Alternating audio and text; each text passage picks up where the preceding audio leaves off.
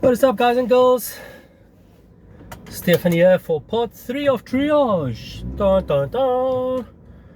That's what I need to do. I need to get like a little intro thing. Okay, so I've discussed now with you guys what Triage is. I've discussed the classifications of Triage. What was it? Red, yellow, green, blue, P1, P2, P3, P4. I've discussed the setup of the area. Now it needs to be rehearsed. Part 3 is going to be about who does the triage. Now, what I need you guys to realize is with triage is it's a very delicate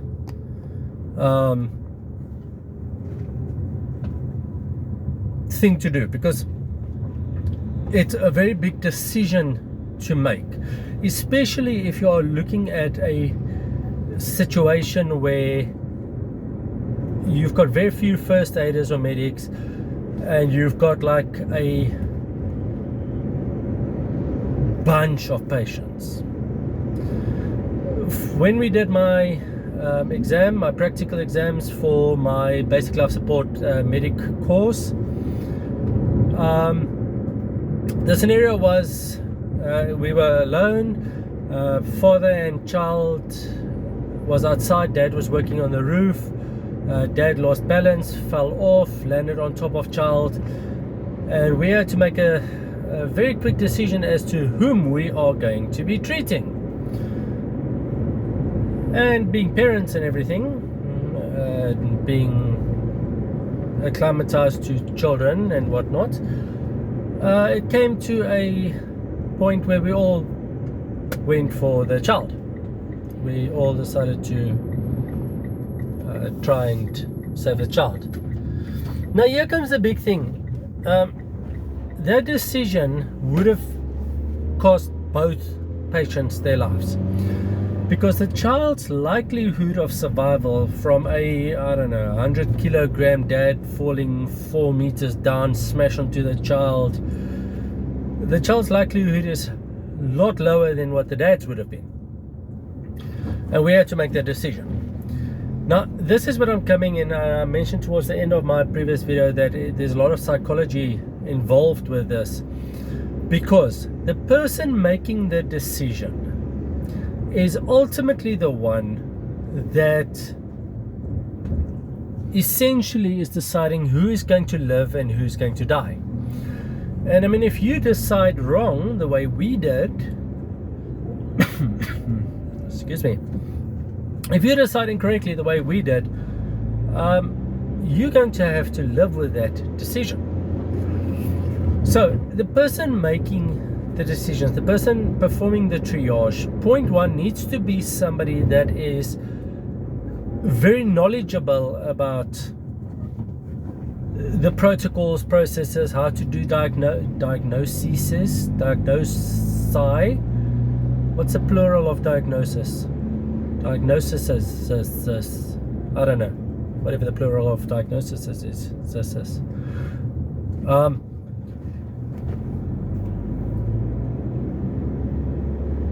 Here's the thing though, if you're going to give the person if you are going to rip the medic out of performing treatments,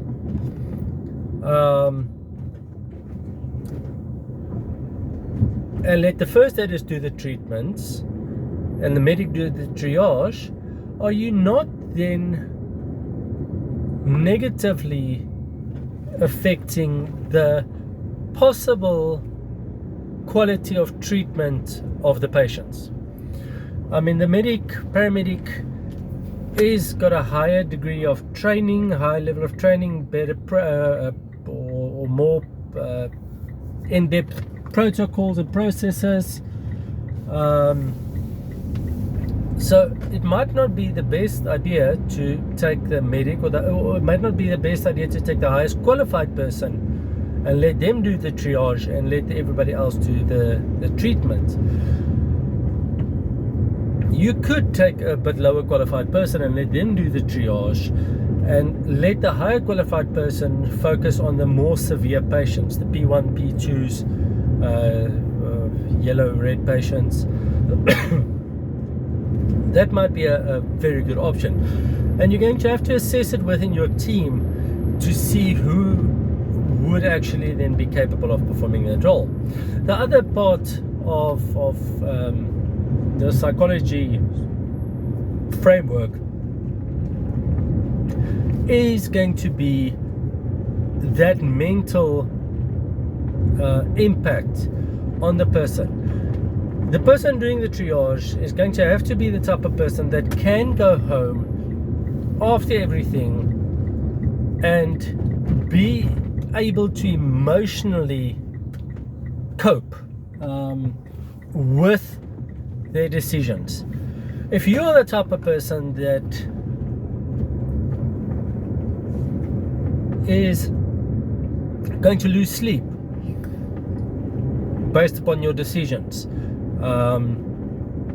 it's going to lie awake at night, get into PTSD, anything to that extent, it might not be the most viable option for you to do the triage because of the risk that you may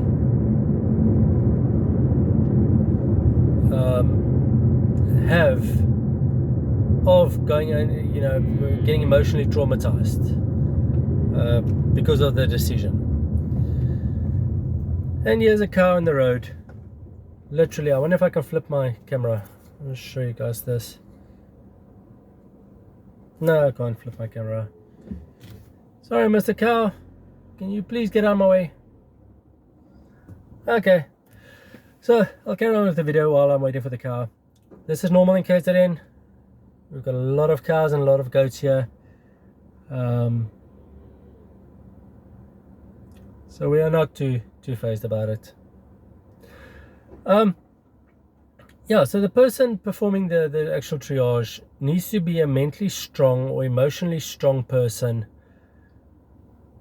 to... No man, I want to show you guys this. Hold on, I've stopped now because of the car. So look there, that's my life, and these two are here butting heads.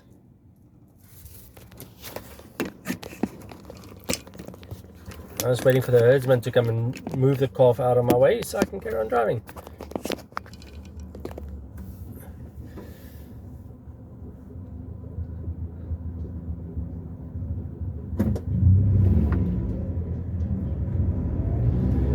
Okay, off we go again.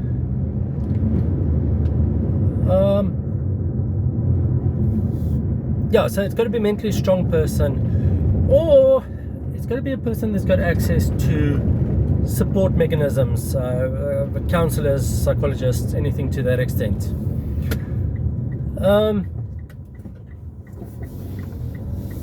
It is not advisable to give a soft-natured person this role. Rather give somebody that is a bit more hard, if you want to use it that, this role, because of the emotional impact that it could have. As long as that hard person is able to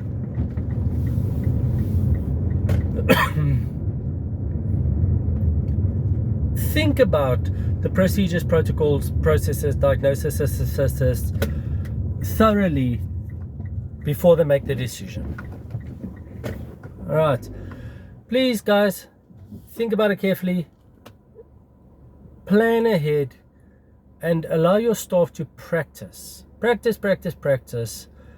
through the protocols, so that you can ensure at the end of the day that the majority, or the biggest majority of patients gets the best possible outcome for them. All right, I've arrived. I'll check you guys again on the next one. Like, share, and subscribe. Hit that bell icon, as they always say, and then we will chat again later. Cheers.